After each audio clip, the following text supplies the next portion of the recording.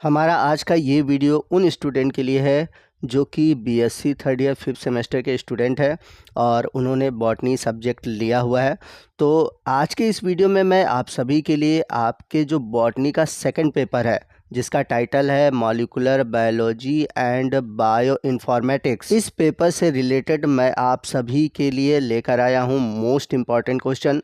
और आज के इस वीडियो का खासियत ये है कि आपको इसी एक ही वीडियो में यूनिट 1 से लेकर यूनिट 8 तक के जितने भी मोस्ट इम्पॉर्टेंट क्वेश्चन हैं जो कि प्रीवियस ईयर में अलग अलग यूनिवर्सिटी में पूछे गए हैं, उन सभी क्वेश्चन को मैंने इसी वीडियो में इंक्लूड किया हुआ है। तो आपको बता दें कि आपको अलग अलग यूनिट के लिए अलग अलग वीडियो देखने की ज़रूरत नहीं है।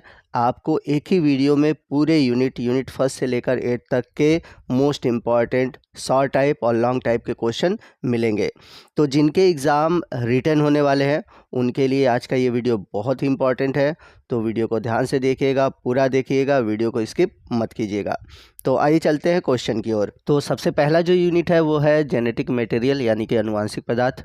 तो इससे जुड़े हुए कुछ इंपॉर्टेंट क्वेश्चन देखते हैं। तो पहला क्वेश्चन है डिफाइन रिप्लीसोम यानी कि रिप्लीसोम को परिभाषित कीजिए। तो आपको बता दें कि जब डीएनए रिप्लिकेशन होता है तो उस दौरान एंजाइम का जो समूह होता है उस समूह को ही हम बोलते हैं रिप्लीसोम। तो एंजाइमों का ये जो समूह होता है वो दो प्रकार के समूहों से मिलकर बना होता है। एक तो होता है डीएनए पॉलीमरेज और दूसरा होता है पॉलीन्यूक्लियोटाइड लाइगेज, और इन दोनों एंजाइमों के समूह को ही हम बोलते हैं रिप्लीसोम। आज चलते हैं अगले इंपॉर्टेंट क्वेश्चन की ओर। अगला क्वेश्चन है right the function of DNA ligase यानी कि डीएनए लाइगेज एंजाइम का आपको कार्य बताना है। तो आपको बता दें कि जो डीएनए लाइगेज एंजाइम है इस एंजाइम का काम होता है दो डीएनए अणुओं को जोड़ना। तो हमेशा याद रखिएगा अगर आपसे पूछा जाए कि दो डीएनए अणुओं को जोड़ने के लिए कौन से एंजाइम का प्रयोग किया जाता है तो आपका आंसर होगा डीएनए लाइगेज। अगला क्वेश्चन है which enzyme is responsible for cleavage in DNA molecule यानी कि डीएनए खंड को काटने के लिए कौन से एंजाइम का उपयोग होता है। तो डीएनए खंड को काटने के लिए इंडोन्यूक्लियेज और एक्सोन्यूक्लियेज एंजाइम का यूज़ होता है। और आपको बता दें कि रिस्ट्रिक्शन इंडोन्यूक्लियेज एंजाइम ये सबसे मोस्ट इम्पॉर्टेंट एंजाइम है। इसे विज्ञान जगत की कैंची भी बोला जाता है और इस एंजाइम का यूज़ किया जाता है स्पेसिफिक पॉइंट पर डीएनए को कट करने के लिए। आइए चलते हैं अगले क्वेश्चन की और अगला क्वेश्चन है व्हाट इज़ थीटा रिप्लिकेशन यानी कि थीटा द्विगुणन क्या है। तो आपको बता दें कि जो प्रोकैरियोटिक सेल है उनमें जब सर्कुलर डीएनए में रिप्लिकेशन होता है तो रिप्लिकेशन के दौरान जो दो रिप्लिकेशन फोर्क बनते हैं यानी कि जो द्विगुणन फोर्क बनते हैं उनके बीच एक ग्रीक अक्षर थीटा के समान संरचना दिखाई देती है। तो गोलाकार डीएनए के द्विगुणन को थीटा द्विगुणन कहते हैं। और इस तरह का द्विगुणन जो होता है मैंने बताया कि प्रोकैरियोटिक सेल जो है जैसे कि बैक्टीरिया है, इसके अलावा माइटोकॉन्ड्रिया, क्लोरोप्लास्ट और प्लाज्मिड, इनमें आपको थीटा रिप्लिकेशन देखने को मिलता है। तो इम्पॉर्टेंट क्वेश्चन है, इसको तैयार रखिएगा। अगला जो मोस्ट इम्पॉर्टेंट क्वेश्चन है जो कि आपके एग्जाम में बहुत पूछा जाता है give DNA structure and types of DNA in detail. तो आपको डीएनए का स्ट्रक्चर बनाना है और आपको बता दें कि आपके एग्ज़ाम में डीएनए के स्ट्रक्चर से रिलेटेड जो वाटसन और क्रिक मॉडल है वही अक्सर पूछा जाता है, आपको वही ड्रा भी करने हैं।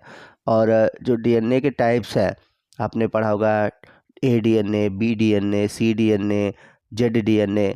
और आपको बता दें कि इसी क्वेश्चन से रिलेटेड आपको एक क्वेश्चन और भी याद करना है differences between B DNA and Z DNA यानी कि बी डीएनए और जेड डीएनए में क्या डिफरेंस है, आप इस क्वेश्चन को भी तैयार रखिएगा। अगला क्वेश्चन है define DNA replication, give its type, describe semi conservative model of DNA replication. तो आपको डीएनए रिप्लिकेशन क्या है वो बताना है, ये कितने टाइप के होते हैं ये भी बताना है और साथ ही साथ इसका जो सेमी कंजर्वेटिव मॉडल है उसको भी समझाना है। और आपको बता दें कि जो ये सेमी कंजर्वेटिव मॉडल है ये अलग से शॉर्ट टाइप क्वेश्चन में भी पूछा जाता है। अगला इंपॉर्टेंट क्वेश्चन है describe structure and function of different kinds of RNA in protein synthesis यानी कि प्रोटीन निर्माण की प्रक्रिया में कितने तरह के आरएनए भाग लेते हैं, उनके स्ट्रक्चर और फंक्शन के बारे में आपको बताना है। तो अगर आपने पढ़ा होगा तो आपको पता होगा कि प्रोटीन सिंथेसिस में कुल 3 प्रकार के आरएनए भाग लेते हैं। पहला एमआरएनए, दूसरा RRNA और तीसरा है tRNA।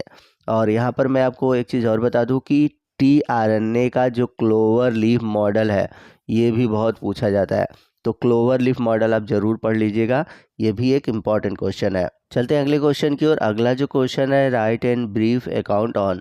तो यहाँ पे आपको 2 क्वेश्चन दिए गए हैं, उनको आपको बताना है। पहला है हार्से एंड चेस एक्सपेरिमेंट, इसके बारे में आपको डिस्क्राइब करना है।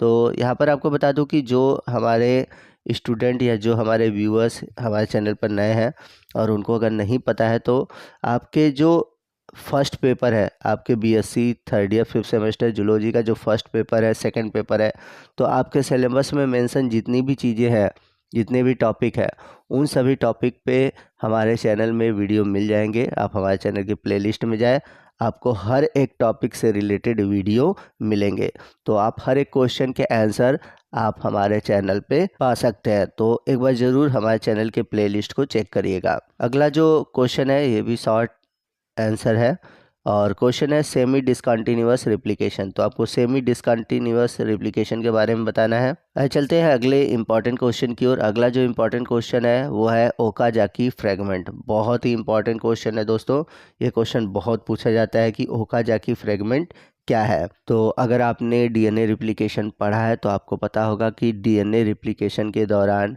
डीएनए के छोटे छोटे खंड बनते हैं, और इन खंडों को सबसे पहले ओकाजाकी नामक साइंटिस्ट ने खोजा था, और उन्हीं के नाम पे इन खंडों का नाम यानी कि उन फ्रेगमेंट का नाम पड़ गया ओकाजाकी फ्रेगमेंट। अगला जो क्वेश्चन है ये भी क्वेश्चन बहुत ही इंपॉर्टेंट है।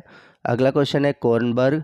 आपको बता दें कि डीएनए पॉलीमरेज फर्स्ट और सेकंड को कोर्नबर्ग के नाम से भी जाना जाता है, और ये एक एंजाइम है, तो इसके बारे में भी आप ज़रूर पढ़िएगा।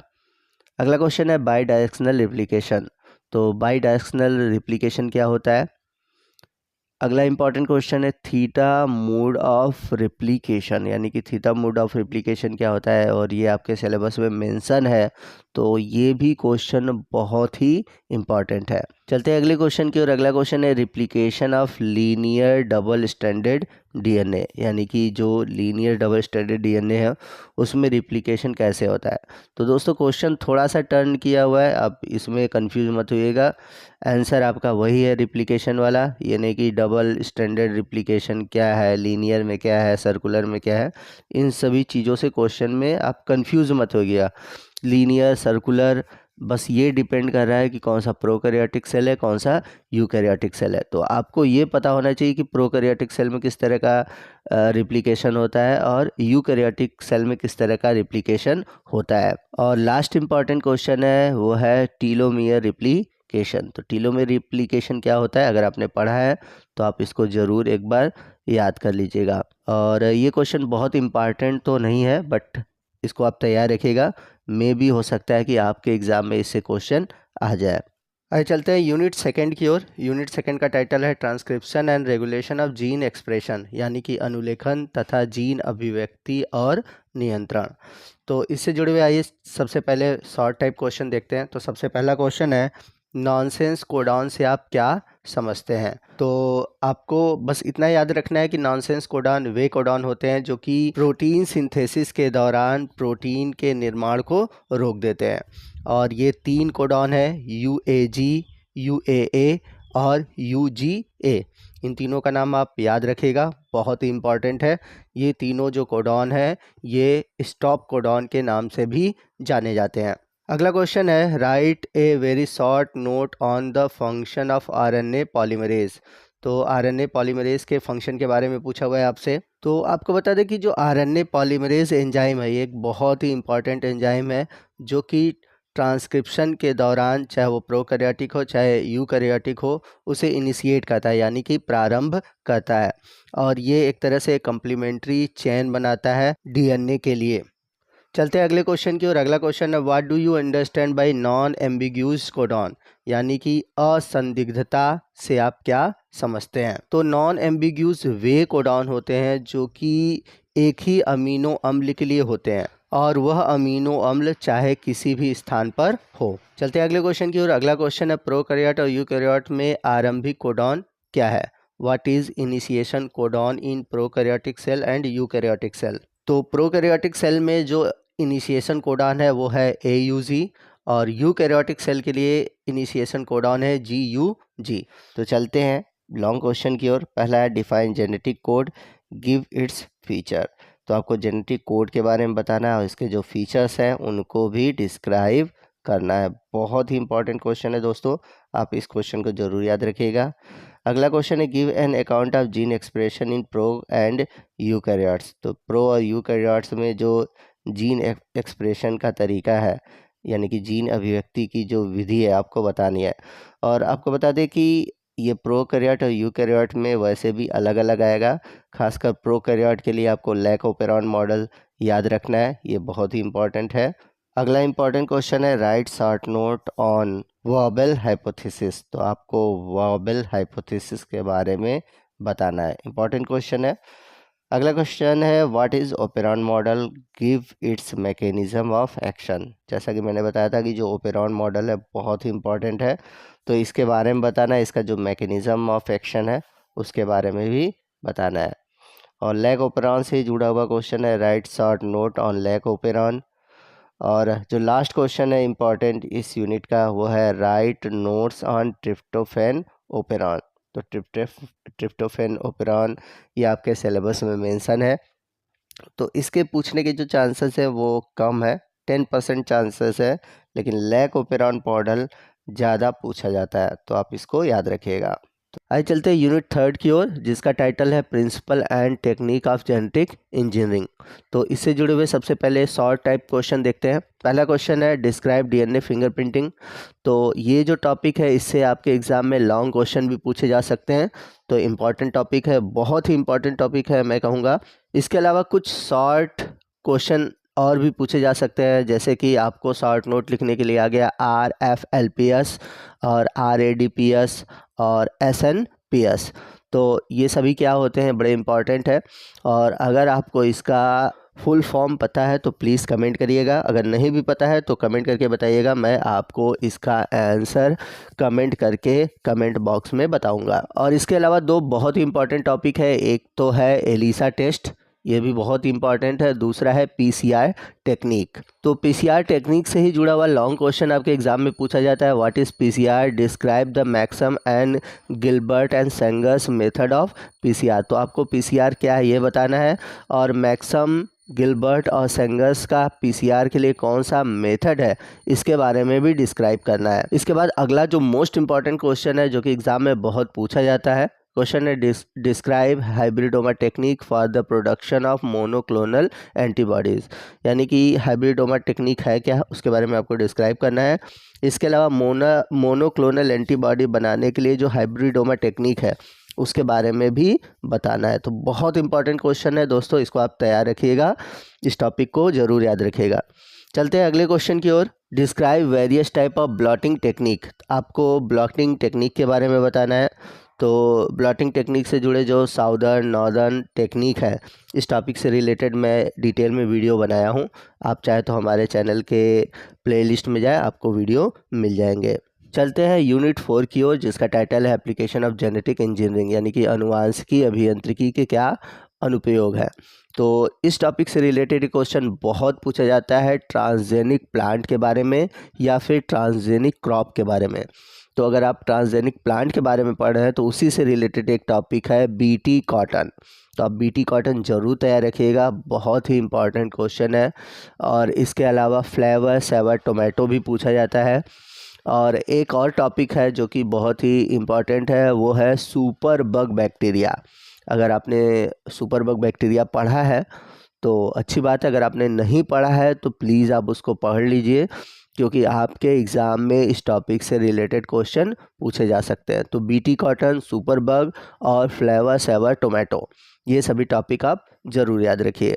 चलते हैं यूनिट 5 की ओर, जिसका टाइटल है bio informatics and its application, यानी कि जैव सूचना विज्ञान तथा इसके अनुप्रयोग। तो इसमें लॉन्ग क्वेश्चन हम देखते हैं। तो लॉन्ग क्वेश्चन में मतलब कह दूं कि इस यूनिट से रिलेटेड बहुत कम ही क्वेश्चन बनते हैं, और अगर बनते भी हैं तो आपको लॉन्ग क्वेश्चन ही देखने को मिलेंगे। जैसे कि पहला क्वेश्चन जो मैंने लिया हुआ है वो है व्हाट इज़ CADD। इसके अलावा आपसे बायो इन्फॉर्मेटिक्स के बारे में पूछा जा सकता है, सुपर कंप्यूटर के बारे में पूछा जा सकता है, और जो कंप्यूटर के जो फंडामेंटल फ्रेमवर्क है उनके बारे में पूछा जा सकता है। और एक जो क्वेश्चन पूछा जा सकता है वो प्रोग्रामिंग लैंग्वेज के बारे में बन सकता है। तो ये सभी क्वेश्चन आप तैयार रखिएगा, बस इतने ही इम्पॉर्टेंट है, बहुत ज़्यादा इम्पॉर्टेंट क्वेश्चन इस यूनिट से बनते नहीं हैं। वहीं अगर हम बात करें इसी यूनिट से जुड़े हुए शॉर्ट आंसर टाइप की, तो प्राइमरी डेटाबेस, बायो इन्फॉर्मेटिक्स और DNA और RNA जो है बायो इन्फॉर्मेटिक्स से जुड़ा हुआ आपको पढ़ना है, ये नहीं कि DNA RNA क्या है ये, ठीक है। फिर इसके अलावा बायो इन्फॉर्मेटिक्स से जुड़े हुए 2 एप्लीकेशन आपको बताने हैं। आज चलते हैं यूनिट 6 की ओर, जिसका टाइटल है बायोलॉजिकल डेटाबेस यानी कि जैविक डेटाबेस। तो इससे जुड़ा हुआ क्वेश्चन जो इम्पोर्टेंट है, सबसे पहले तो यही पूछा जाएगा कि बायोलॉजिकल डेटाबेस क्या होता है। इसके अलावा प्राइमरी, सेकेंडरी, टर्सरी डेटाबेस क्या होते हैं, इसके बारे में आपको एक्सप्लेन करना है। फिर प्रोटीन डेटाबेस क्या होता है, यूनिपोर्ट क्या होता है, ये सभी बहुत ही इम्पॉर्टेंट क्वेश्चन है। इसके अलावा कुछ और भी इम्पॉर्टेंट क्वेश्चन है, जैसे कि सबसे जो मोस्ट इम्पॉर्टेंट क्वेश्चन है इस यूनिट से जुड़ा वो है जीन सीक्वेंसिंग। तो आप जीन सीक्वेंसिंग ज़रूर याद रखिएगा, ये कितने टाइप के होते हैं उसके बारे में भी याद रखिएगा। इसके अलावा कभी कभी प्रोटीन सीक्वेंसी भी आपसे पूछा जा सकता है। अगला जो मोस्ट इम्पॉर्टेंट क्वेश्चन है वो है माइक्रोएरी। माइक्रोएरी क्या है इसके बारे में आपको बताना है। यहाँ पर मैं आपसे कहना चाहूँगा कि ये जो क्वेश्चन है ये यूनिट 7 से जुड़े हुए हैं। यूनिट 7 जिसका टाइटल है data generation and data retrieval, तो ये गलत मिसप्रिंट हुआ है। तो यूनिट 7 से जुड़े हुए ये सभी क्वेश्चन है जो मैंने अभी आपको बताया हुआ है। तो आप इन क्वेश्चन को यूनिट 7 से ज़रूर याद रखिएगा, और यही सब क्वेश्चन यूनिट 7 से बनते हैं। आइए चलते हैं यूनिट 8 की ओर, जो कि आखिरी यूनिट है, और इसका टाइटल है फाइलोजेनेटिक एनालिसिस। तो इससे जुड़े हुए जो क्वेश्चन आ सकते हैं, जैसे कि सबसे पहले लोकल और ग्लोबल अलाइनमेंट क्या होता है, ब्लास्टा और फास्टा के बीच क्या डिफरेंस है, ये बहुत ही इंपॉर्टेंट है, इसको आप ज़रूर याद रखिएगा। इसके अलावा कुछ सीक्वेंस अलाइनमेंट है, जैसे पेयर वाइज है, मल्टीपल सीक्वेंस अलाइनमेंट है, ये इंपॉर्टेंट टॉपिक है। और फाइलोजेनेटिक ट्री ये बहुत पूछा जाता है। शॉर्ट क्वेश्चन में डेंड्रोग्राम आपसे पूछा जा सकता है। तो फाइलोजेनेटिक ट्री का कंस्ट्रक्शन कैसे किया जाता है, कैसे बनाया जाता है। तो अभी जितने भी मैंने क्वेश्चन आपको बताए हैं ये इस यूनिट से बहुत ही इम्पॉर्टेंट क्वेश्चन है, और इन क्वेश्चन को आप ज़रूर तैयार रखिएगा। इनसे ज़रूर आपको 1 या 2 क्वेश्चन आपके एग्ज़ाम में देखने को मिलेंगे। इसके अलावा कुछ और भी क्वेश्चन है जो कि शॉर्ट नोट में आपसे पूछे जा सकते हैं, जैसे डॉट मैट्रिक्स मेथड, ठीक है। इसके अलावा alignment algorithm, similarity, differences, homologous, ये भी होमोलॉगस नहीं सॉरी होमोलॉजी, ये भी क्वेश्चन आपके एग्ज़ाम में आ सकते हैं। तो अभी तक मैंने जितने भी क्वेश्चन बताए हैं वो सभी इम्पॉर्टेंट क्वेश्चन ही आपके हैं, ठीक है। और हर जो क्वेश्चन है मैंने यूनिट वाइज लिया हुआ है, ताकि आपको ये न खोजना हो कि किस यूनिट से कौन सा इम्पॉर्टेंट क्वेश्चन है। आई होप आपको हर एक यूनिट से इम्पॉर्टेंट क्वेश्चन मिल गए होंगे। तो आपको आज का ये वीडियो कैसा लगा कमेंट करके ज़रूर बताइएगा। वीडियो अच्छा लगा हो तो प्लीज़ वीडियो को लाइक करिएगा, अपने दोस्तों में शेयर कीजिएगा, और कोई भी डाउट्स है तो आप हमसे क्वेश्चन पूछ सकते हैं, तो कमेंट करके ज़रूर पूछिएगा। तो मिलते हैं अगले वीडियो में अगले टॉपिक के साथ, तब तक के लिए जय हिंद, जय भारत।